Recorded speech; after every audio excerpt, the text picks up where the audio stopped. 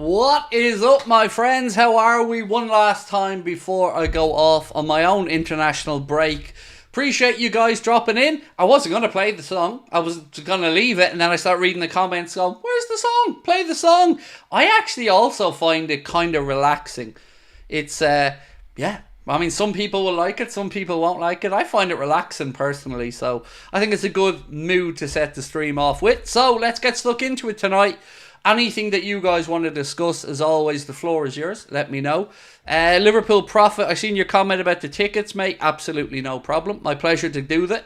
Do it for you and send them to you. Yeah, look, I'm excited, but I'm going to miss you guys when I'm away for the next 9 days or so. But we do have a lot to talk about tonight. Of course, the boys have all jetted off around the world on their international duty, but we do know Federico Chiesa will be staying put as he works towards getting his first start in the Liverpool shirt, which we expect probably against Nottingham Forest. I have recorded a couple of videos for the international break. I did my top 10 Premier League goalkeepers, so that's going to come out. And I did a Q&A as well, where members submitted questions, and I've just finished recording that one. So they'll be coming out over the course of the break to at least give you something to keep you occupied. I know a lot of you, like myself, are going to have to reintroduce yourself to your families over the next week, and that's what I plan to do as well. So again, thank you for your time this evening. Right, Marcus, how are you, bro? First super chat of the evening. Thank you, Marcus. Wow. Do you know what? You're the second person today, Marcus, who said this to me. So Marcus said, finally deleted social media, #mental health.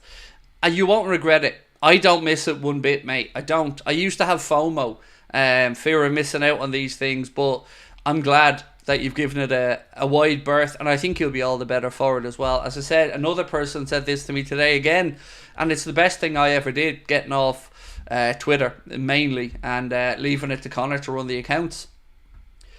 Right, does anybody know where I can find that song? No, there's no, I mean, we can send it to you via email, but I certainly don't know what the legalities are about putting it up anywhere, because it's an AI song that somebody did for us, so I don't know. I'm sure we can figure it out. It is kind of relaxing though, right? I do find the melody of it very soothing. Is YouTube not social media?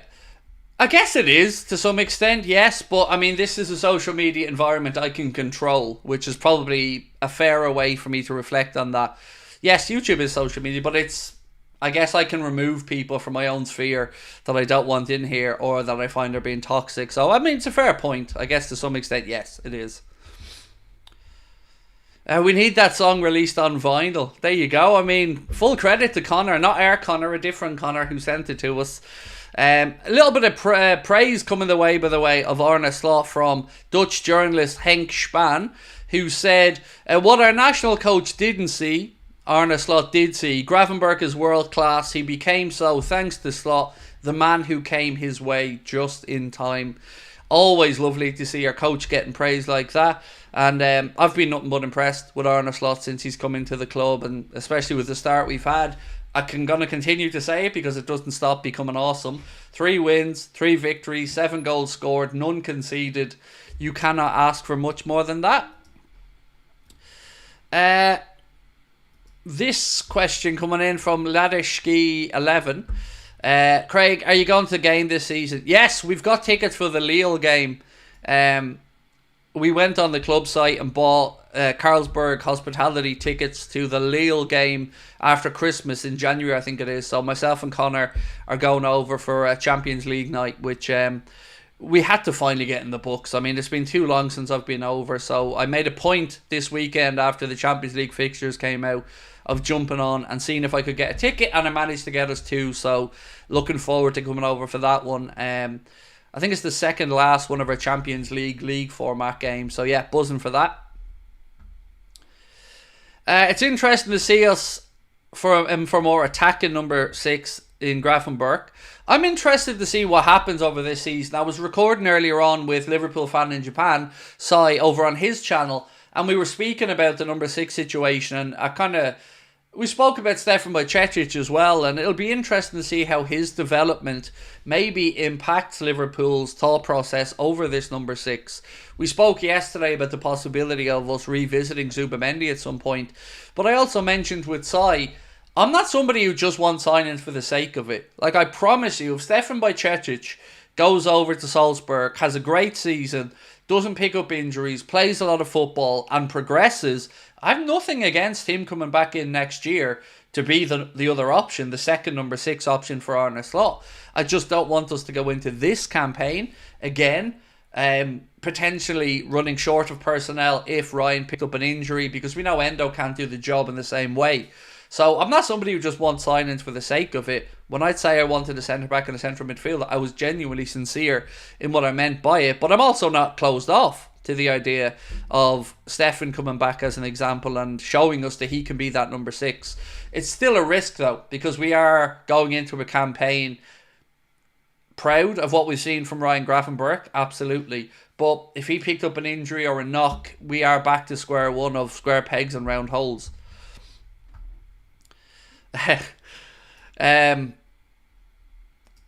Thank you, I think, for AK4P. So big up, Craig. Congratulations on the victory at Old Toilet. I'm happy that these United fans have shut their mouth again. I was just getting particularly sick of Gary Neville, mate. You know, I'm all for the fact that I know... Look, Neville's a United man through and through. I know that. But to listen to him and others like Merson talk about United having a better squad than us, and particularly in their midfield coming into this game. I even read an article on The Athletic earlier on that was ranking all Premier League clubs' transfer business, and I couldn't believe my eyes, mate. They ranked Manchester United's transfer business as the best in the Premier League this season. Now, I don't know how that is the case, because I look at their signings, and I promise you, I wouldn't welcome any of them to Liverpool. Not one of them, even Ugarte, who will probably do a better job for them than he would do for us, and I'm open to that. But I don't know how anybody can look at the money they've spent and think it's great business. The ranking is absolutely shocking. I don't understand it. Like, I wouldn't have them anywhere near number 1 in the transfer window. But we will talk about that tonight as well. We've got a rumour to talk about with regards to a Brazilian centre-back that Liverpool are rumoured to be looking at. A little bit from Paul Joyce on Mohamed Salah's contract situation. Actually, I need to upload an image for myself. 1 second. I forgot to upload one of the images into my notes. Hang on. Where was it?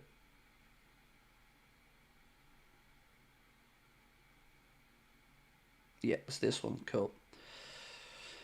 So, we're going to go through all the Premier League clubs' net spends during this transfer window to see what we looked at. And you know what? It's actually quite a surprising read. If you look at the business done by particularly the top clubs, not much money being spent net between ourselves, Manchester City and Arsenal. Manchester City actually made a huge profit in this transfer window.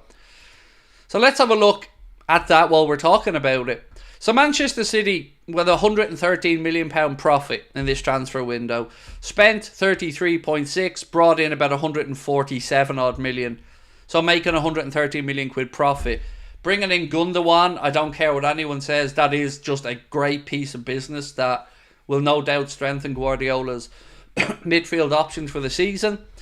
Second, bottom or the most profitable club in the transfer window was Wolverhampton Wanderers, who spent 53 million quid and brought back in 94, giving them a surplus of about 40 million quid. Everton made 46 million quid in purchases but sold 70 million quid, so they're up about 24.2 million. Crystal Palace also up about 22 million in this window. Newcastle brought in 65 million but only spent 43, so they're also in profit of about 22 million quid.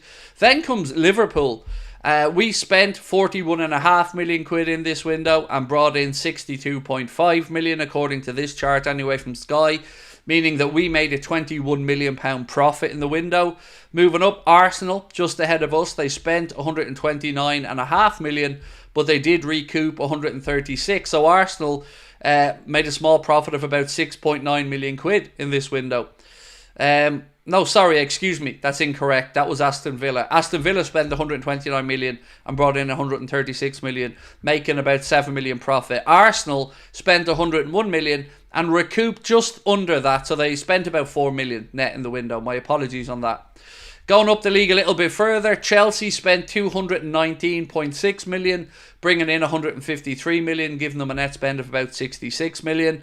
Manchester United, again one of the biggest spenders in English football, they spent £205.9 million, recouping 94.7 million, meaning that Eric Ten Hag, or Harry Potter as he shall now be known, has 111 million in the red. They've spent 111 million more than they've brought in.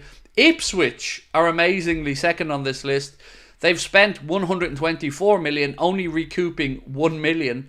And Brighton are the biggest spenders in this summer's transfer window, with net spends, I should say. 192 million spent by Brighton, 40.5 million back in, meaning they spent 151 million. But of course, they have the Caicedo money and lots of other big transfer fees that they've recouped in recent years. What's this? Owagang M, thank you for joining Anfield Agenda FC, my friend. Appreciate you. So yes, that's where we're at with the window. And as you can see, like us, City, Arsenal barely in the net spend red, us in profit, City in profit. It's been a very strange summer transfer window. What have we got? Craig, do you think we can win the title if we keep players fit?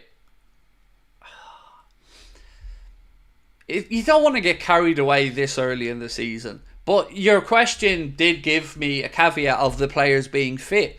So if the players stay fit, we won't be too far off. We are in a 3-horse race. Us, City and Arsenal. You'll all have your own thoughts on who's the favourite at this moment in time. But it will be some version of us, City and Arsenal in the top 3. I'm certain about that.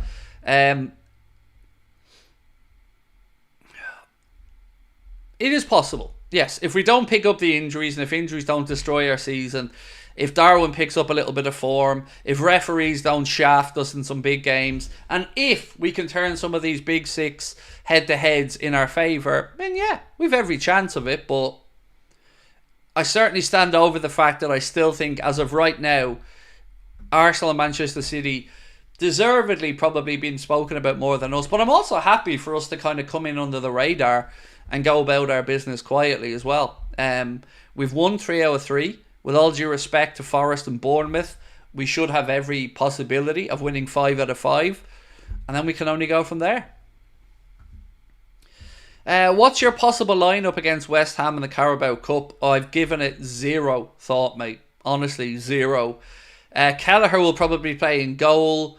Bradley at right back. I would imagine Gomez, Kwanzaa at centre-back perhaps, Robbo or Costas at left-back. In midfield, I'd expect Jones probably to come in alongside maybe McAllister and Elliott. Up top, maybe Chiesa, Darwin, Cody Gakpo. I don't know. Just off the top of my head, thinking out loud.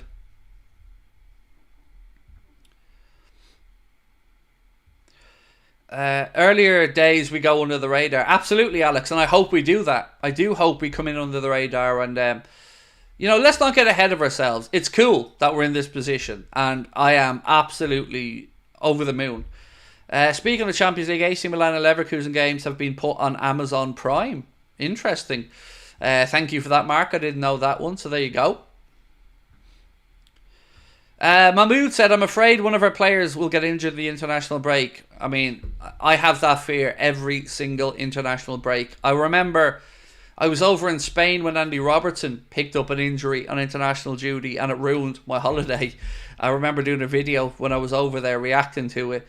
It's, look, we can hope they all come back. It's good that Chiesa hasn't been called up to the Italian national team, so at least he gets time to settle in. And of course, we need, as fans, want to start seeing the club turning their attention now to Trent, Virgil and Mohamed Salah's contracts. Paul Joyce has been writing about this, and he said, and this is a quote from him in his piece, he said about Mohamed Salah, he was not thinking about his deal ending. 5 days later, his decision to reveal that talks had yet to begin in earnest was as deliberate as the finish he steered from Dominic Soboslai's pass beyond Andre Onana. In between the two interviews, Liverpool signed Federico Chiesa from Juventus for £10 million, and he'll provide competition to Salah for a role on the right-hand side. Perhaps that played a small part in Mohamed Salah deciding to remind everyone that the unthinkable is looming on the horizon. There's no doubt that Liverpool would not have wanted Salah to go public as he did, but in many respects, it should be music to their ears. Here was the team's talisman essentially saying he wants a new deal. I agree. I think David Lynch agreed when we spoke about this as well. I'm sure many of you guys probably agree. That's what we want the club to do now, is give the man what he deserves, which is a contract offer. You know, we'll all have our own thoughts on what that contract offer may entail, but I have to get down talking with him and see if this is viable, because right now he looks as sharp as a tack, and we need to make sure he stays. Dylan said, I love this channel. I've been watching since 2020 and I really enjoy tuning in. Plus, it's a nice community. That's amazing. Thank you so much, Dylan. I really appreciate you taking the time to write that, mate. And it's nice to have you in here with us. Do remember, if you are new though, please do hit that subscribe button. And don't forget, we have a record to maintain. This is the last stream before I go on holidays. So if you can, make sure we get that 1,000 likes up. We got to keep the streak going, right? So this is the last one before I'm away. So we got to make sure tonight doesn't ruin it. Craig, have some paella for me. I won't, but my wife will likely have some paella, mate. It's not up my my street. It's too adventurous for me. I'm a pussy when it comes to trying new foods.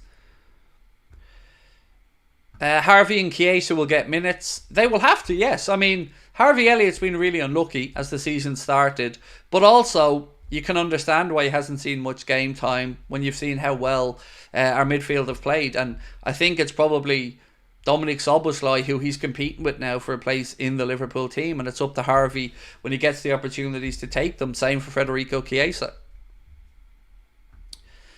Where are you headed? We're off to Lanzarote, mate. We're off to Lanzarote. We're heading really late tomorrow night into Thursday morning. So we're heading over there for a week with our son, which is much needed to recharge the batteries, because honestly, mentally, I am exhausted after what's been a hectic couple of months. What do you think about what happened with Osimhen? You mean him going on loan to Galatasaray? I think... I'm not taking credit for this opinion, by the way, because it was a journalist somewhere that said it.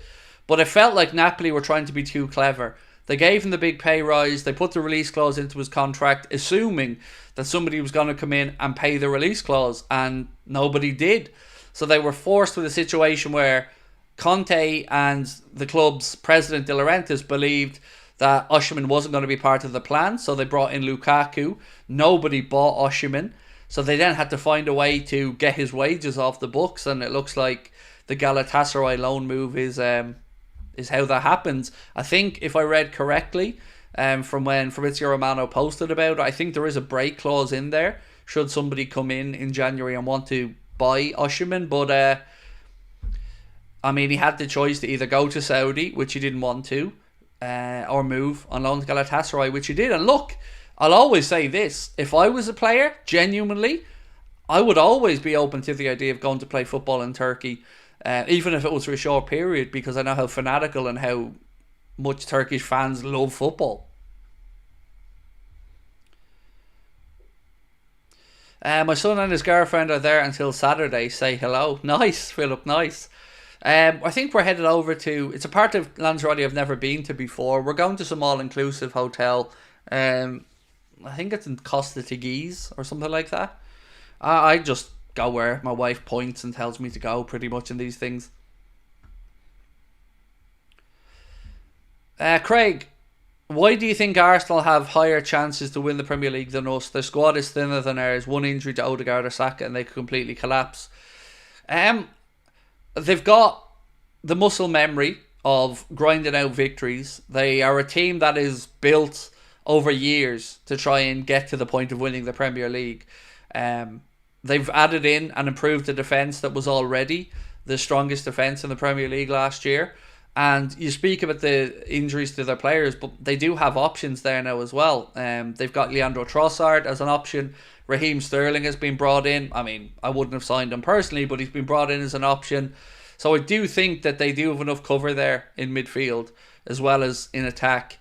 They obviously are still lacking a real number 9, and Kai Havertz is going to have to fulfill that role for them. But, I mean, I'm just happy for us to go under the radar. I don't want to speak about us really being title challengers yet.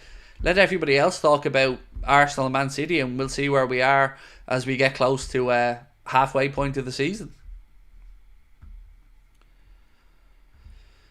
JD said, Costas de Guise is lovely, mate. We've been a couple of times. Sweet. My daughter was there in this very hotel last February, which is why we booked this place. She went with her boyfriend, and she said it was a nice, relaxing place. So looking forward to it.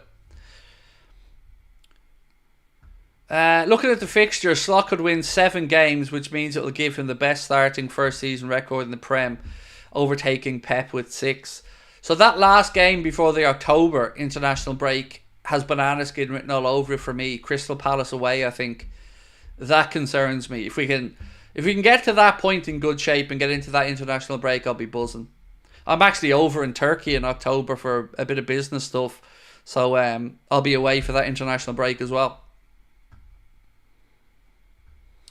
Glenn said, what a weekend. Beat United and then topped off a Coldplay at Croke Park. Absolutely amazing. I'd say it was a great concert, Glenn. Still, I've had no joy getting any Oasis tickets for Croke Park, so I'll probably have to take the L on that one for the time being. Connor and his mates managed to get some, which I don't begrudge them one bit, because Connor's never seen Oasis live. So I'm hoping between now and those gigs next year that I manage to find a couple of tickets, because I'd love to bring my daughter along to see Oasis. I've been looking and trying to find tickets, but no joy as of yet. But I'm sure I'll manage to figure out something between now and next August. If you need Oasis tickets, let's know. Oh, I need Oasis tickets. I need 100% for me and my daughter. But look, I've plenty of time to try and sort it out. I keep checking back into Ticketmaster. I was even looking at Cardiff and a few other places, but ideally, obviously, I'd like to go to the ones in Dublin. Heard anything about Salah's contract? No, nothing yet, mate. I think from what people are writing anyway, the journalist side of this, it looks like that Liverpool will address these issues over the coming months, or what's being described. I would hope that they start these contract negotiations quickly with Trent, with Virgil and Mohamed. You know, all the time for everybody to process the new manager, what the style is going to be like, how Liverpool play, all that now should be clear to everyone. So Trent, Virgil, Mohamed should know the direction Liverpool are headed in with the squad that they have. We know how good the players still are. So yeah, look, for me there's no excuse. There wasn't an excuse to let it get to this point, and there's no excuse not to try and find a resolution as quickly as possible. Let me grab this. I think I missed this super chat. 1 second. Let me get this up on screen. Oh, sorry, Alex. I brought it up, then I took it back down. 1 second. I got to Lanzarote at the end of September, is what Alex said. Nice. Enjoy. We were in Playa Blanca a few years ago, which was a lovely part of Lanzarote as well. Myself and my wife go over to Turkey in October. We're looking at some a few business things over there. So yeah, I can't wait for that as well. Just try to keep myself amused during the international breaks, really. Arsenal's next 2 fixtures away to Spurs and City. Ouch. That's a difficult next 2 games for Arsenal. Yeah, look, we knew we had a favourable start to the Premier League when the fixtures were put out. I think in the Athletics ranking of the fixtures, we had the easiest opening 5 games, and we've done what we've needed to do in the first 3, so hopefully we can get that sorted and make a 5 out of 5. A little bit on former Liverpool player Naby Keita, by the way. Ed Aarons was writing and said, understand that Naby Keita is in talks with Istanbul Başakşehir, over a potential move from Werder Bremen. The former Liverpool midfielder also had interest from Sunderland, but couldn't agree terms. Oh, how the mighty have fallen. That's a long way from Champions League nights with Liverpool to trying to agree terms with Sunderland. But, I mean, I wouldn't touch Naby Keita with a barge pole if I was a club. Not after the injury record he's had with us and Werder Bremen. Eddie Cox-Wilkins, how are you, bro? Said, Craig, it makes me laugh how everybody keeps turning on Darwin. I seem to forget that he hasn't got on international duty. So look, for me, Darwin's got this perfect opportunity now, Eddie, to knuckle down. He's been suspended for the next 5 international games, as you've said. So Federico Chiesa, get to stay behind, work with Arne Slot, and hopefully show him that they both have what it takes for when the Premier League games come back. And, let's see if Darwin can convince the manager that he should start against Nottingham Forest. It's up to him to prove himself. I'm not writing him off yet, Eddie, but I'm also mindful of the fact that it is down to him now. He needs to knuckle down and prove that he has everything that needs to be here and be successful here. Craig, what do you reckon of us going back in for Zubamendi in January? Still no mention on him agreeing to an extension. We spoke about this yesterday, Adam. When I was doing a podcast with David Lynch yesterday, kind of simultaneously, just when we were getting to the end of it, I got a message saying that Fabrizio Romano said that there's still admiration from Liverpool. So I asked David, if this happened to become a possibility in January, do you think Liverpool would reevaluate it? And honestly, I was expecting him to say no, that door would be closed. But he said that it was left on respectful terms. And as long as he hasn't signed a new contract, it's certainly a possibility for the January window. Sociedad are nowhere near the level that he will want them to be at. They haven't had a great start to the new La Liga campaign. They've lost Marino, of course, to Arsenal. They've lost Lenormand. Yes, they have brought in a centre-back replacement, but it's going to have a bit of a climb down from him on wanting to leave. If he changes his mind and decides he would like to move to Anfield, then I guess that's up to Richard Hughes and Michael Edward to figure out. But it's a possibility until he signs that new contract with Sociedad.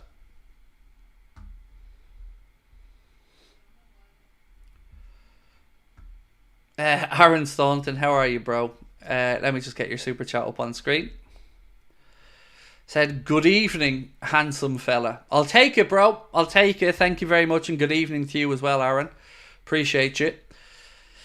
So yes, look, I just want to remind you as well that those live tickets are on sale at the minute if you want to come and see us November the 15th. A man of my word, a couple of people reached out to me last night. As I asked them to, if they wanted to come along, and we sent out 4 tickets just last night to people, so thank you to those people who reached out. And yeah, looking forward to that show. I get my updates every Thursday and Monday on the show's sales, so I'll let you know after the international break how they're going. But if you want to come and see us, link at the top of the chat or in the description of the video, or the stream I should say, and it's an all ages event, so everybody can come along. Eddie Cox Wilkins said, sorry mate, I didn't want to seem rude. No, not at all. You weren't rude at all. There are a lot of people writing off Darwin. There were a lot of people writing off Darwin at the end of last year as well, Eddie, and I just feel like he has one more season with me anyway to prove himself. Now, I'll be honest with you, Eddie, if we hadn't changed managers and it was still Jurgen, I probably wouldn't feel as optimistic maybe. I don't know, maybe I'm deluded, but a lot of people would say, yes, you are deluded, but I have this gut feeling that Arne is going to be able to tease the best out of Darwin. I don't know, I just have a good feeling about it. Craig, will you be doing a little Irish tour with live shows? No more live shows outside of Liverpool. I've said this after the Liverpool show. So I'll spell it out really clearly, because I think this is the fairest way to be upfront with everyone. I will happily go anywhere to meet you guys, anywhere.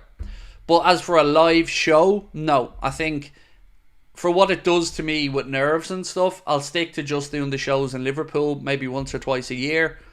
And then if you guys have a supporters club or a group of Liverpool fans that meet in a bar, a hotel or whatever, and you want us to come along for a meet-up or a meet and greet, that I will do, no problem.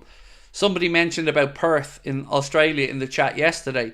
They probably thought I was joking, but I would go to Perth, no problem, if we could make it happen. I would go anywhere to meet up with my fellow Liverpool fans, to talk about Liverpool, to meet you guys, and to, of course, grow our Anfield Agenda community. So live show-wise, no, I'm not going to lie, there won't be any more outside of 1 or 2 a year in Liverpool, but meet and greets and stuff like that, absolutely.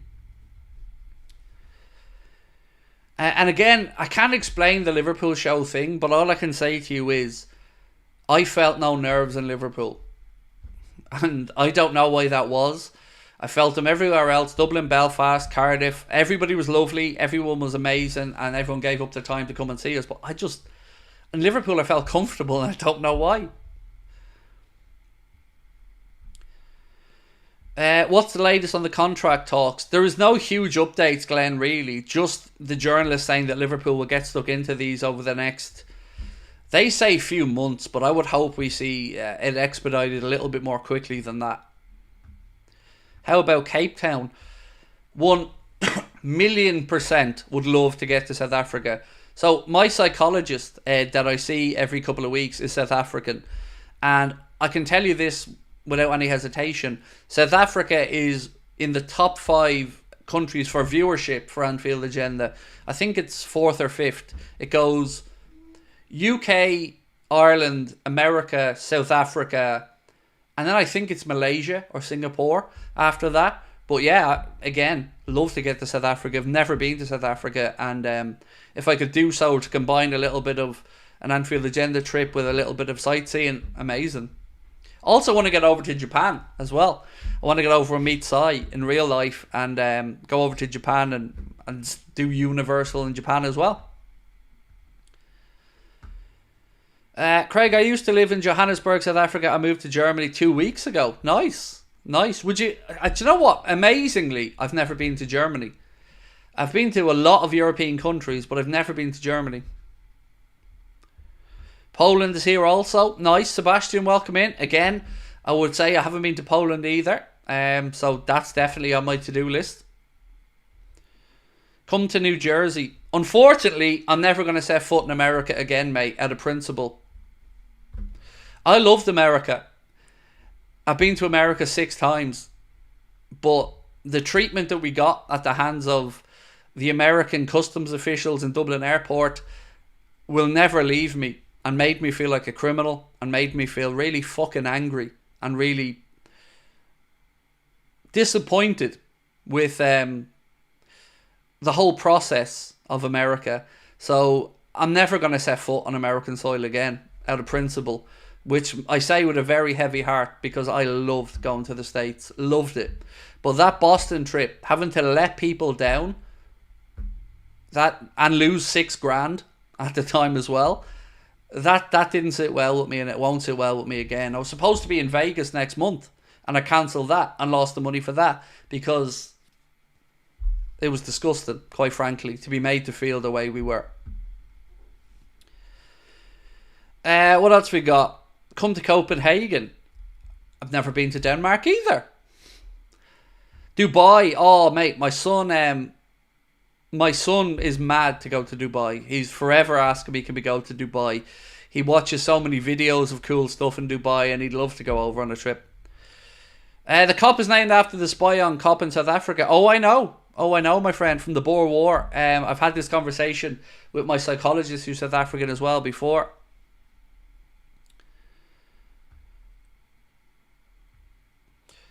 Claudia, it doesn't go well when you call me out for not replying to somebody. I've said and explained this many, many times. I randomly pick a comment out. There's no malice or ill intent. I don't pick other people and ignore other people on purpose. So if I've missed some of your comments, I apologise, Claudia, but it's not done intentionally. Random question, what's your favourite film? So, with this, I don't know if I have a favourite song or a favourite film, because I think I have favourite genres of these things. If you pushed me for an answer, it's going to be one of either Goodfellas or A Bronx Tale. Probably A Bronx Tale would probably edge it for me. Come to Aussie land. Oh, Alejandro. Dream, mate. I'd love to go to Australia. With Anfield Agenda in particular. What about Edinburgh? Is it weird that I've never wanted to go to Scotland? And I'll tell you why, and it's such a pathetic, stupid reason.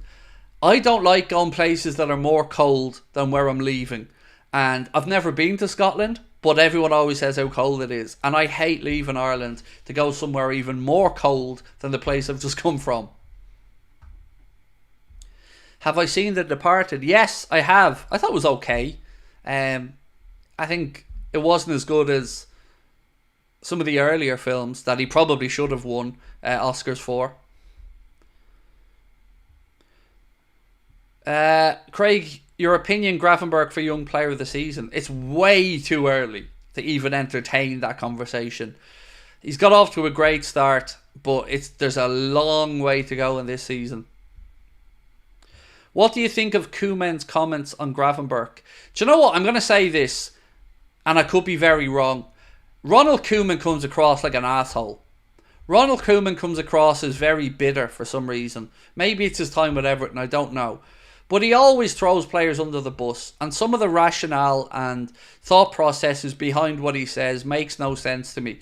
And if I was a Dutch international player, I wouldn't be going out of my way to run through a brick wall for him. He doesn't come across well to me. I don't know. I know what a great player he was from Barcelona, from growing up watching him play as well, but I just think he comes across like a bit of an arsehole with regards to his comments towards his own players. I mean, yeah, he doesn't endear himself to them anyway. Paul, thank you, mate. Said, enjoy the break, hopefully some nice weather. Yeah, we had no summer this summer, Paul. It was shocking. The weather here was terrible. Have a good rest and a good holiday. You deserve it. Thank you, Carl. It's been almost a year since I've been away, so definitely I'm looking forward to just switching off for a few days. Koeman does seem bitter. He does, right? Like, he does come across like he's pissed off to be in the job or something. It's weird. And the way he dealt with the whole Gravenberch situation initially, when he was joining Liverpool, and the way the whole Dutch FA dealt with it, I thought was pathetic, quite frankly. If they couldn't understand that Gravenberch just wanted to get settled in, and it was not a snub to the under-21s, or it was a genuine human reason why he was just trying to complete his move to Liverpool, get settled in, and get used to his new surroundings. I thought it was so short-sighted that it was pathetic.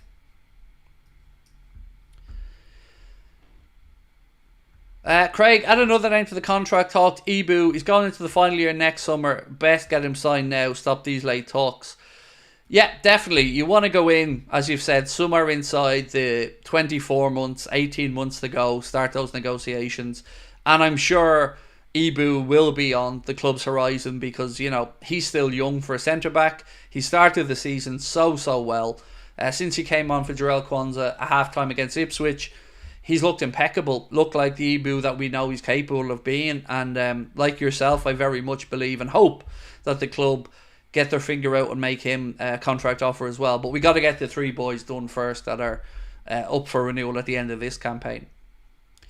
Do you think Trent will sign a new deal? Yes, I do. I'm a little bit deluded at the minute because now I've talked myself into believing that all three are going to sign new deals, which is what we want. I've always had a question mark over the Mohamed Salah longevity, especially in the second half of a campaign.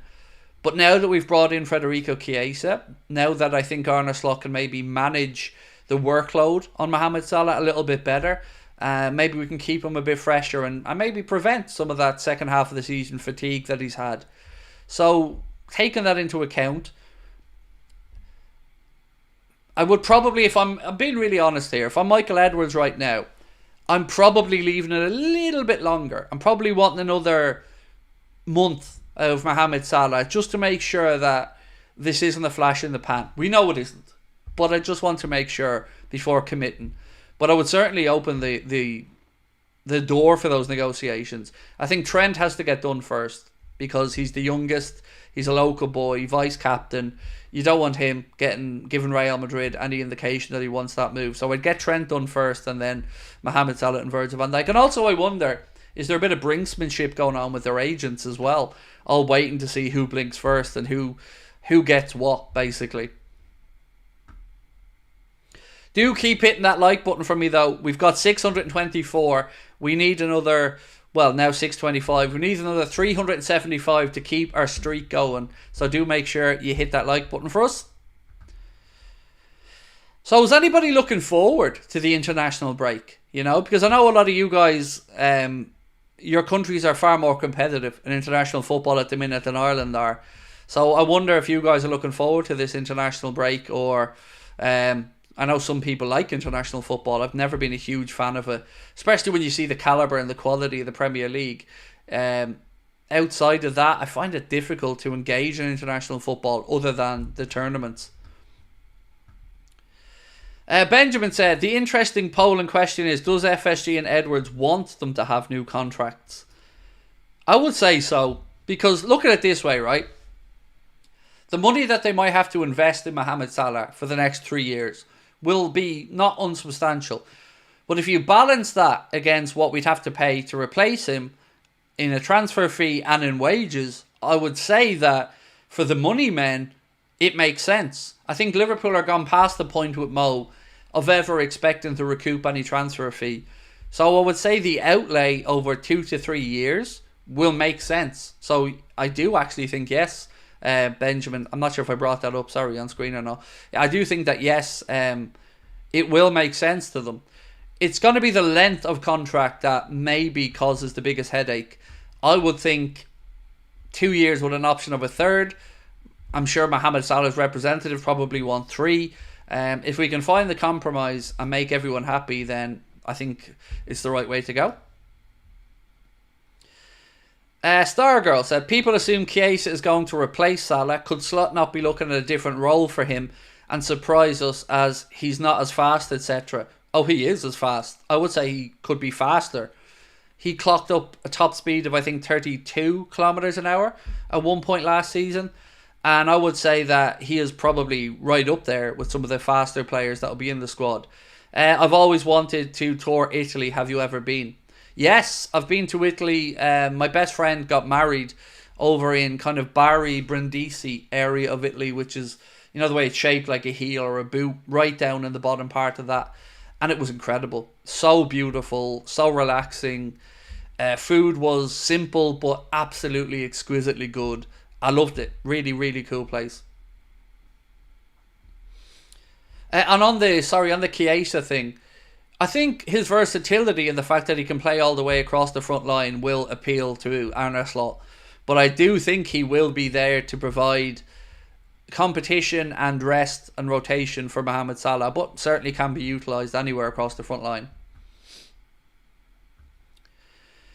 Gotta go. Have a great vacation. Thank you, Fritz Frank. I'm trying my best to. 2 plus 1 for Virgil and Mo. Yeah, that's where I'd be, Martin. I would give 2 plus an option of a third. Now, I don't know if that option for a third should fall to the club or the player. I would imagine probably the club. But I do think 2 plus 1. Or even, let's say, 2 that triggers the third if certain parameters or things are met. I don't know what those are quantifiable as, but I'm sure there's a way to figure it out. Who's this Brazilian? 1 second, I'll get the name up for you now. So Transfermarkt said, Liverpool and Arsenal are monitoring Brazilian centre-back Vitor Reis, or Rice, or EIS, ahead of a potential January move. He played for Palmeiras by the looks of it. So Vitor, Vitor, and then surname Rice, or EIS. So that's the centre-back whose name has been mentioned with us in Arsenal today.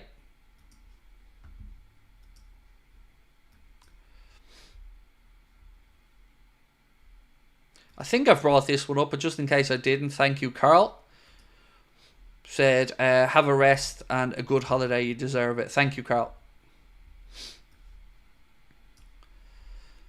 So another Andre Trinidad. Yeah, there's been a few players that we've been linked to from Brazil in the last couple of years that have just never come to anything. I think at least with the Andre Trinidad one, the club certainly did try to bring him across. Didn't get it done.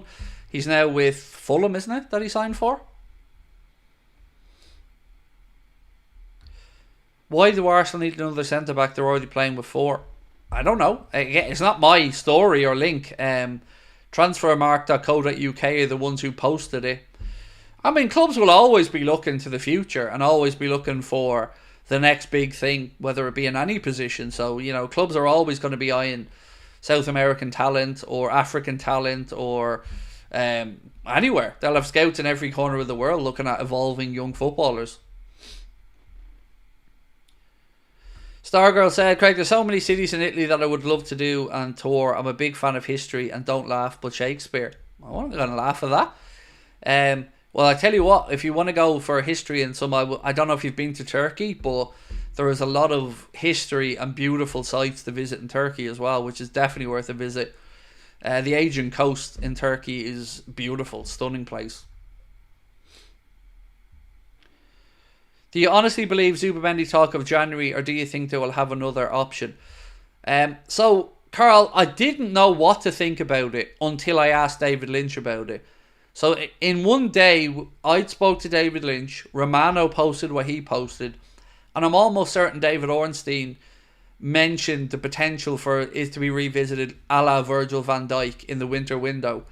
So, if he signs a new contract with Sociedad that hires his release clause, I think that puts all of this to bed.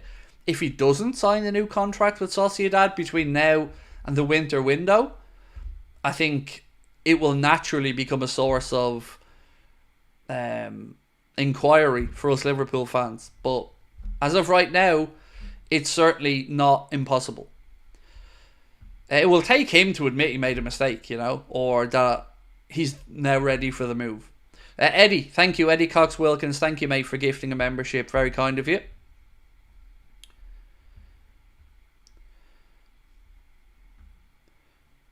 This will be Liverpool's new head of academy we got from Benfica. Love it.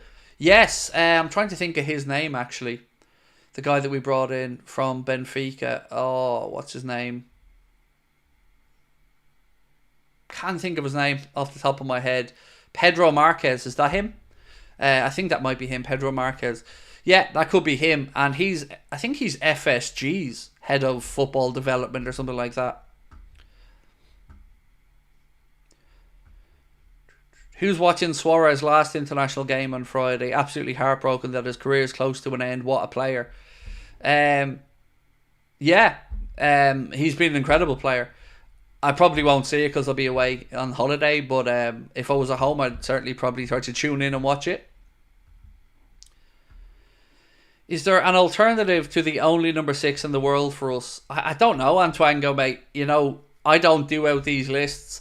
We'll all have our own takes on who we think could do a job there, but I just want the manager to get who he wants. And if they still want Zubimendi and Zubimendi becomes possible, I just want the manager to have the tools at his disposal to go and win the league. And if that's Zubimendi, that's Zubimendi. If that's somebody else, that's somebody else.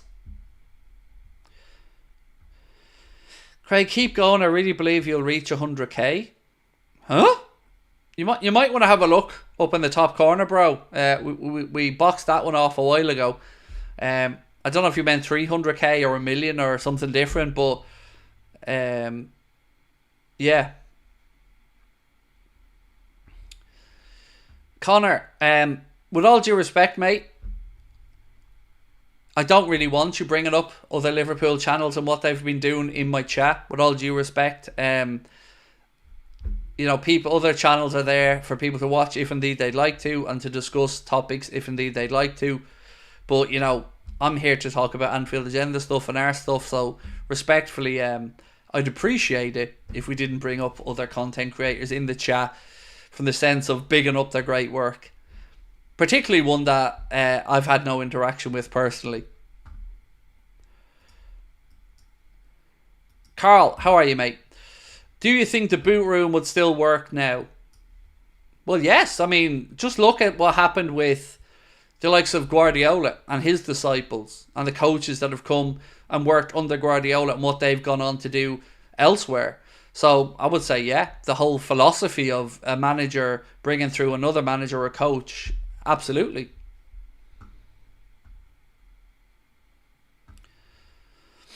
Lawrence mentioned you as a source. Again, I mean, with all due respect to Lawrence McKenna, I've met him once briefly. Don't know much about him from other than that. And I don't want to speak about other people either, to be honest with you. If people talk about our channel in a good or a bad sense, they're absolutely free to do that, whatever they want. But I just try to keep my head down, do what I do, and talk to you guys about our stuff. So yeah, I don't mind if whatever. Well, everyone wants to talk about us. That's great, brilliant. Good or bad or indifferent. At least someone's got your name in their mouth, which is always a good thing. What was my favourite holiday? Probably the first time I went to Florida with the family, because that was a real life ambition of mine, to bring my kids over to Disney and Universal. Which makes it all the more sad that I'll never be over there again. But yeah, probably that one. I love going to Turkey as well. But I'd say that first trip to Florida. Thank you, LFC Gamer and Vlogs. Appreciate you, mate. What are you doing these mugs? I'm not doing them, mate. We spoke about it the other night. The postage costs are ridiculous, and I'm not subjecting people to it. We posted a few freebie mugs to people over the last week or two. Some to America, some to England, some in Ireland. And the UK and the Irish postage costs were absolutely scandalous. And I think it cost my wife a tenner to post 2 mugs within Ireland. And I think it cost 13 quid to post 1 to the UK. And I'd never ask anyone to pay those postage costs. So, yeah, we're just not going to do it. We're just going to keep the ones we have and give them away to people as and when we meet them or whatever. It's ridiculous. It's just way too expensive.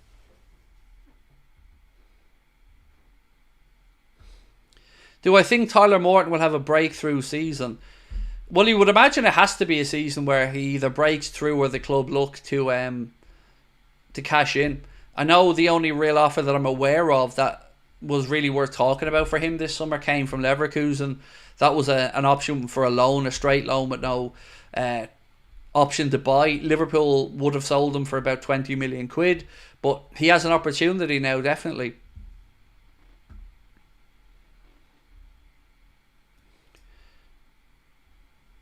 There we go. Stevie boy, thank you, mate, for your super chat. Very kind of you. What does Curtis Jones bring to Liverpool? For me, I would sell him. So, I'm in the camp of selling him as well. What does he bring? Let's try to be fair to him. On his day, he can bring a bit of swagger. He can carry the ball through the lines well. He's got a decent eye for a shot and a pass on him. Arguments against would be too many injuries, not enough quality. Takes a little bit too much out of the ball on occasion. But he seemed very excited about the idea of the type of football Arne Slot was going to play, and that he thought that would benefit him. So I'm absolutely open to Curtis Jones proving himself this season, but I'm not holding my breath on it, if I'm being really honest with you.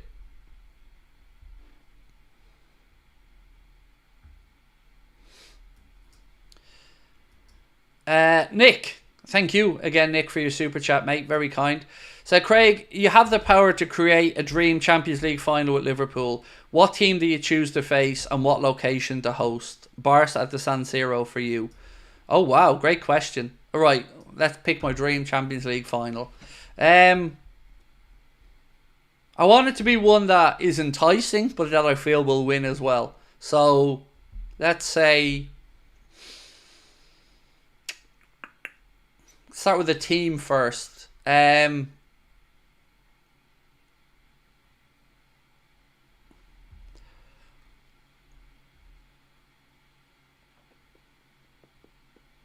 AC Milan. In what city would I like it to be in?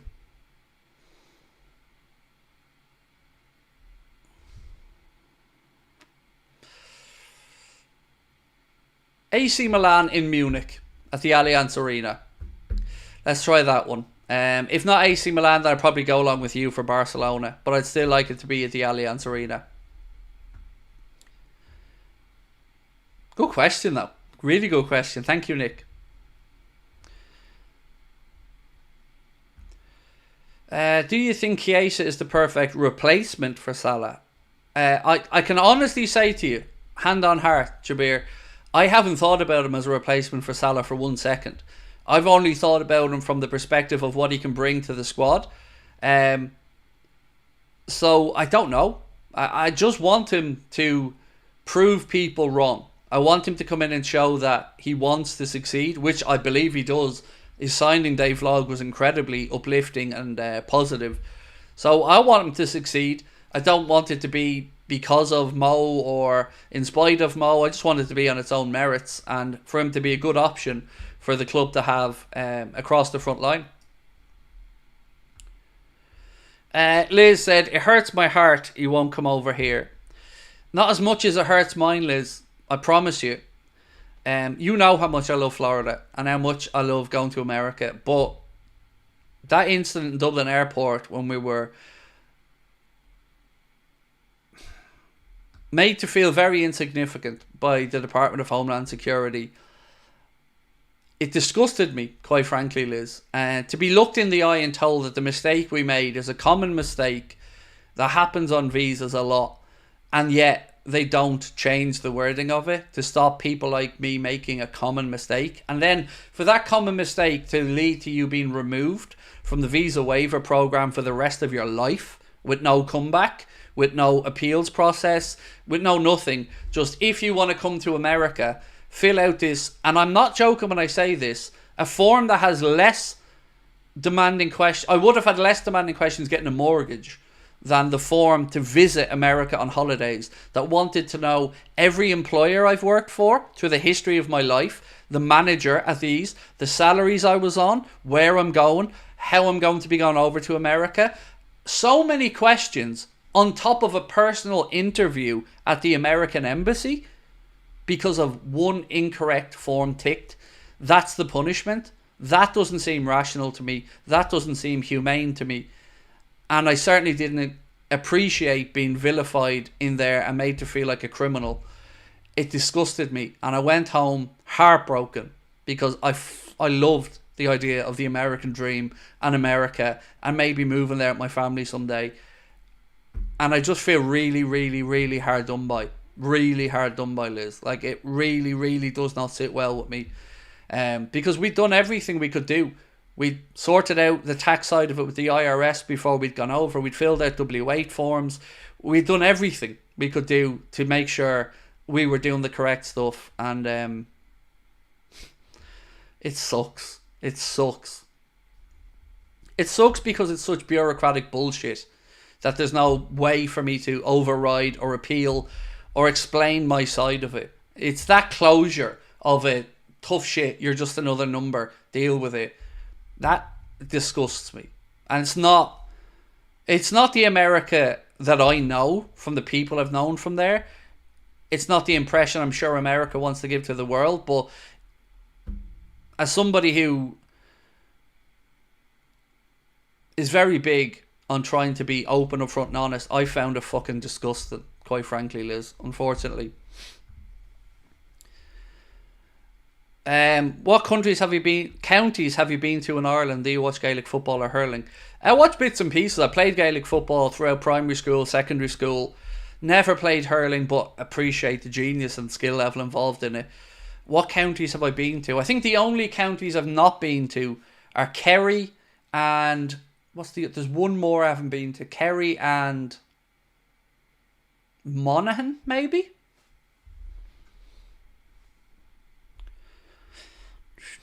Come to Canada, much better option, safe in the US. My wife has some family in Canada. I've explained this, I think, a few times. We haven't been to Canada in 20 years, but we have been before. My wife has family that emigrated, 3 lots of aunts and uncles that moved from Ireland across to Canada about 30 years ago or so. And we keep meaning to get back over, but we haven't had a chance yet. But I definitely do plan on revisiting Canada, yes. Enjoyed the visit we did have over there. I was lucky enough to go to Niagara Falls. I actually like Niagara on the Lake more than Niagara Falls. I love that little village or town. I thought it was beautiful. And do you know what the annoying thing is? I looked at the woman in the American Department of Homeland Security and I said to her, what if I answered the question when your agent asked me purpose of visit as holiday? What if I just said what everybody else has said? Now, what made this even more galling for me at the time was I know there were other content creators that had gone over to the States to do stuff that were in there on holiday visas. I know this for a fact. So the fact that I was honest with the agent, because I didn't think I was doing anything wrong, and said, I'm over here to do a show, we're coming to do a show, and said it so casually because I was thinking, I've done nothing wrong here. It says I can work in America for 90 days. I can work and travel for 90 days. So, do nothing wrong here. So, to be upfront, honest and open, and the punishment for your honesty is fuck you. It's... What can I say? Like, there's nothing I can say that's going to justify that process. It's just stupid. And I'm sorry, I really don't mean to sound like I'm moaning about the United States, because I know this is a bureaucratic issue that isn't representative of the people, because that's why I love America so much, Liz, and particularly Florida. I've only ever had great fun with Floridians, and I've been to the arsehole of Florida, like real back-end country folk of Florida, to flea markets and stuff, and they've all been sound.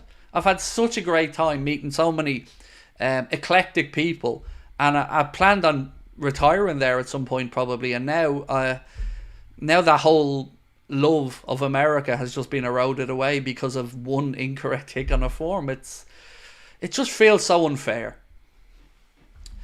Nick, how are you, bro? We've even gone as far as to speak with an immigration solicitor, and weirdly, there is a way I could go to America, live and work under, I guess you call it as an exceptional person's visa. It's for somebody who is, call it an influencer visa.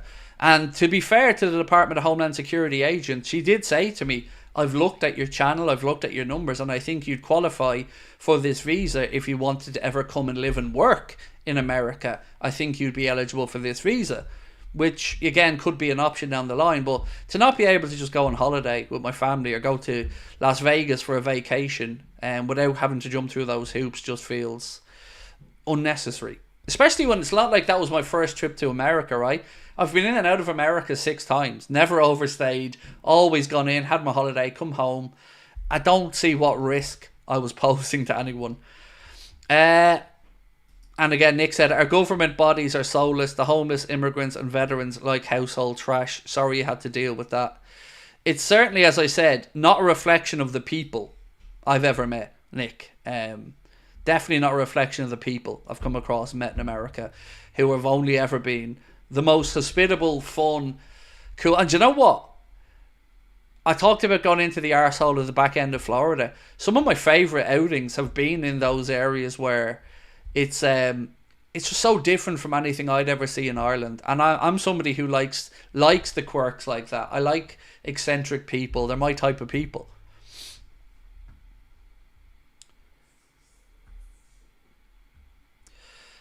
Why didn't we get Zubimendi or at least a CDM that would help Gravenberch? So the Zubimendi thing was clearly down to the fact that the player wasn't ready to make the move away from not just his hometown club, but I guess his hometown city and where he grew up and where he lived and where his family were happy. So from a human standpoint, I think we could all understand that. For me, it became annoying because I think we gave him too long to make his decision. You know, I don't feel you should need to be convinced to come to play for Liverpool Football Club. So I think 48, 72 hours is more than enough for you to talk over with your family and figure out if you want to make the move. So I wish we hadn't given him that long to think, but why is there no second option? It's a fair question. I don't know the answer to that. All I can say is that must show up that he scored very highly on all the metrics that we were looking for in this position, and nobody else really that was either available or within our price range, I don't know, was showing up as good of an option. Do you mind me asking how you met Sabrina? Yeah, no problem. So, when I was 16, I was working as a lounge boy, basically just taking drink orders and bringing drinks to tables in a pub. And it was a part-time job, but it was coming into the summer, and I wanted a full-time job for the summer. So the man that used to manage the pub I worked in used to work in a hotel, and he said to me, I'll make a phone call, I'll have a word with, it was called the Killiney Court Hotel, and he said, I'll see if I can get you in there for the summer. So I said, cool. So ended up, did an interview, got the job working in the hotel for the summer, and Sabrina was already working there as a part-time waitress slash bar person. So I got to know her at 16 or so in that summer when I was working there. We stayed in contact as friends until we were about 18, 19, and then at 19 we started going out with each other, and here we are. The only sad thing is, Carl, her parents had their wedding in that hotel as well, and it would have been lovely if we were able to have gotten married and had a reception there, but the hotel had closed by the time we got married, so that was that it would have been a perfect circle only for that.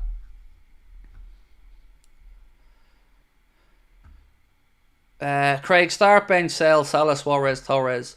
Start, Salah, bench, Suarez, sell, Torres. Yeah, that's my honest view on those three. Do I trust Jones to fill in for Gravenberch? No. I don't have trust in Curtis Jones. I know he has the ability, but I don't have trust and consistency from him from what we've seen now. Particularly in the role, the way Gravenberch plays it. I think we'd be more looking to solve a problem by shoehorning somebody in there than finding a natural fit.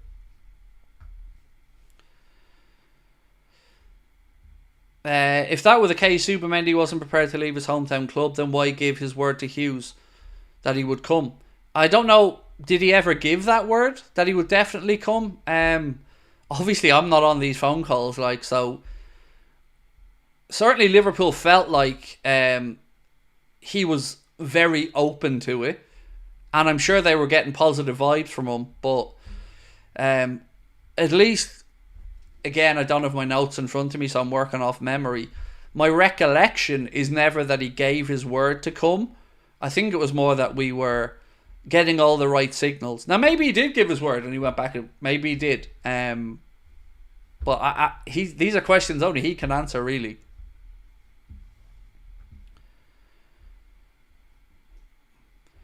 Are you still mad we didn't do many signings? You do very well. Yes, I am, because I think over the course of a season, it will come back to bite us in the backside. Like, we all know our best 11 is as good as anyone's 11. But it's at the tail end of a season where you've got fatigue and injuries that I think it will come back to potentially bite us in the backside.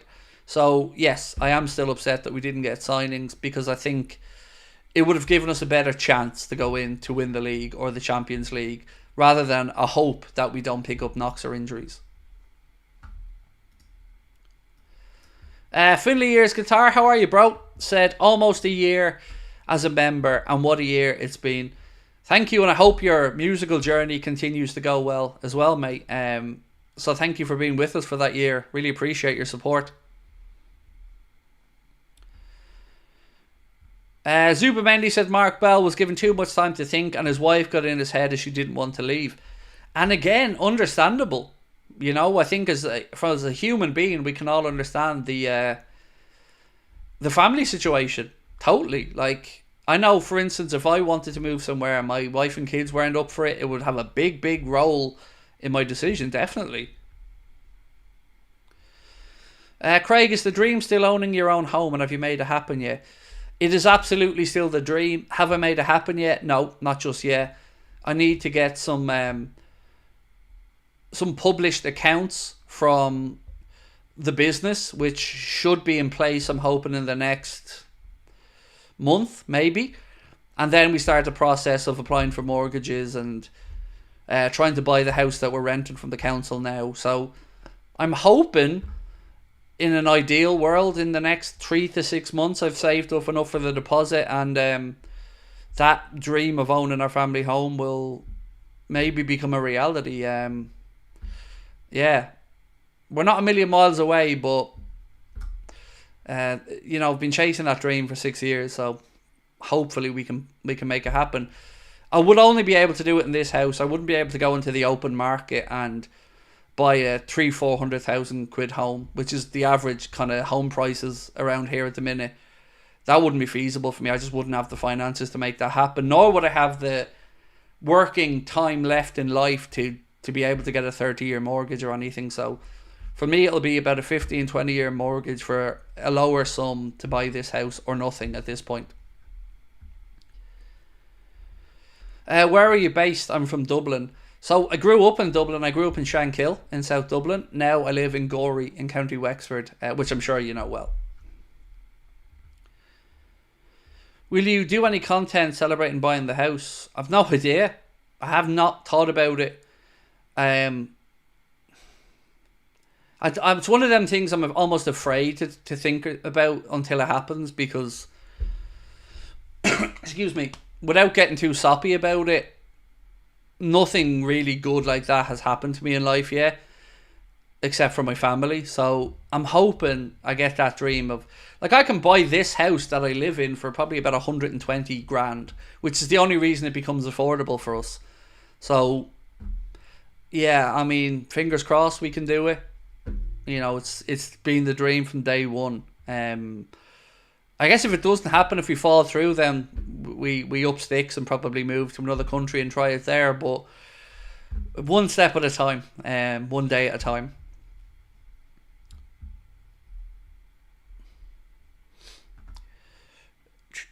Yeah, like if I was honestly, like, houses where I live now are probably, for a 3-bedroom semi in a normal place, probably about 300 odd thousand, which means you're putting down a 35 grand deposit, and then you're taking out a mortgage for 25-30 years. I don't have 25-30 years of working life in me, so I'm 42-43 next week, so for me it's this or nothing. So I'm hoping this comes off, but you know, you don't count your chickens.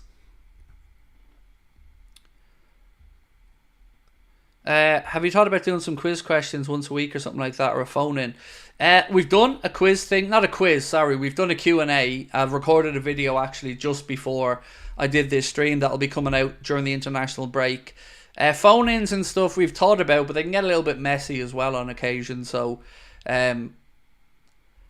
yeah, I've so many things I'd like to do, in all honesty, like build the office, but building the office in the back is contingent on buying the house. Because obviously I'm not going to spend 50 or 60 grand to try build an office in a house I don't own, or in the back of a house I don't own. So all of my plans are contingent on this one thing coming off, and I don't have any control over that at the minute. So yeah, I just try not to think about it, in all honesty, and just keep ploughing ahead.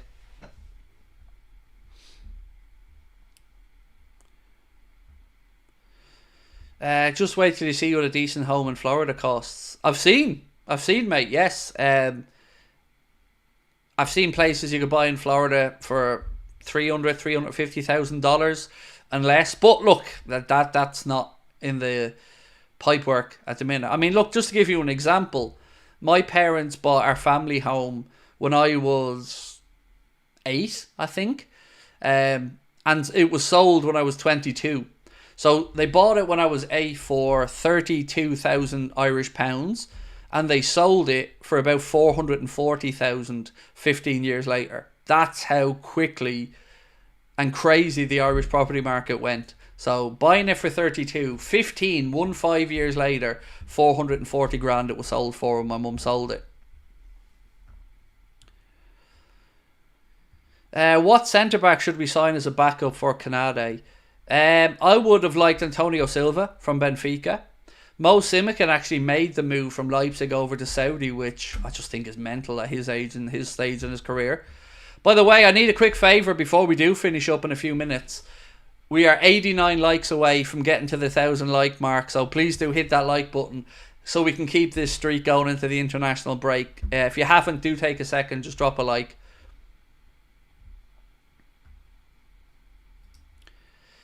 Alejandro, how are you, sir? Thank you. Said, Craig, just wanted to congratulate you, mate. Anfield Agenda is the most engaging Liverpool channel. Honestly, even compared to bigger channels, Anfield Agenda stands out. Thank you. You know, it feels crazy to say this, Alejandro, but to know Anfield Agenda is the most watched Liverpool fan channel in the world, which it is, month on month. It's not 1 month. We are the most watched of any of the Liverpool fan channels. We're not the most subscribed to. I'm not trying to make that claim, but we're the most watched. Every watch along, every month. To know that our community's gotten to that point from, you know, humble beginnings, it's I take huge pride in that, mate. because it's always been about the community for me from day one, about getting to know everyone and making it interactive and bringing people along on the journey with us. And it's incredibly pleasing to be there, especially, and I'm going to be blunt as I always am about these things, if you look around at our competitors, every single one of them, and I'm not saying deservedly and non-deservedly, I'm just pointing something out, every single one of them have had opportunities to highlight their channel and grow their channel on big platforms that we've never had. No television appearances, no affiliated stuff with the club, nothing. Our channel's been built off the support of you guys and our own hard work, with no leg up from anybody, no big money behind us, nothing. Just two Irish lads going at it and giving it their best shot. And I often do get a little bit bitter about it, and I won't lie, I do. I look around and think, imagine if I was on stage with Jamie Webster at a fan park for a Champions League final, or imagine if I had an interview with Jurgen Klopp, or imagine if I often think about where the channel might be at if those opportunities come your way, but they don't, and I just have to accept the fact that I can only control what I can control, which is what we do on a day-to-day basis. And hopefully we can continue to keep moving forward and growing, because I don't begrudge anyone any opportunities. It's why I get so wound up when people come in and say to me, oh, you're just jealous of Goldbridge or whatever. I'm not. I really amn't. I wish everybody could chase their dreams and live well. I just get worked up when I don't see a level playing field. We speak about opportunities in life, and I'm somebody who believes in equality of opportunity, not equality of outcome. So what I mean by that is I believe every human being on this planet should have the same opportunity to succeed as everybody else. And then it comes down to your own hard work, dedication, and a little bit of luck along the way. But if you feel like you're playing against a stacked deck and things are working intentionally to undermine you and keep you quiet, that becomes very, very draining and very easy to get dragged into bitterness.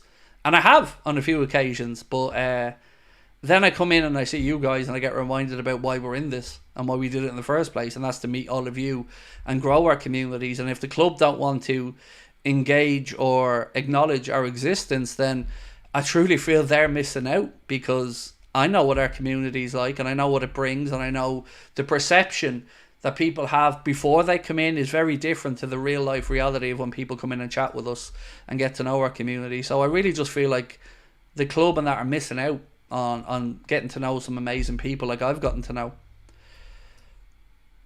I've done that one. Let me just get that one back down. Alejandro, I've done that one. Danny said, enjoy your break, mate. Have a wee cerveza on me. Thank you, sir. Appreciate that, Danny. Finley Years Guitar said, let me get this one up on screen for you, bro. Started my musical degree on Monday at Perth University in Scotland. Buzzing. Can't wait for tomorrow as it's performance skills. Much love. That's awesome, mate. Thank you for sharing that with us, and I hope your musical career continues to go well for you. Rachel, thank you for gifting a membership. Rachel Todd as well. Appreciate that, mate.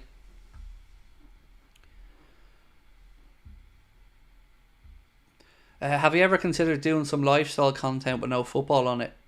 So, no, really, because what can I add to that world, you know? I struggle to see what I add to the football world. So, for me, having this many subscribers doesn't feel like I deserve it. So, I don't really see how I could add any value to any other aspect of content, because football makes me emotional, right? And there's not many things in life outside of maybe food and football that do that to me. Boxing is the other thing, but no, I don't really think about it too much, to be honest. I kind of just, this is my baby. Eat something new. Yeah, I'll try, Liz. I probably can't promise you that. You know, I'm a very fussy, boring eater, like so.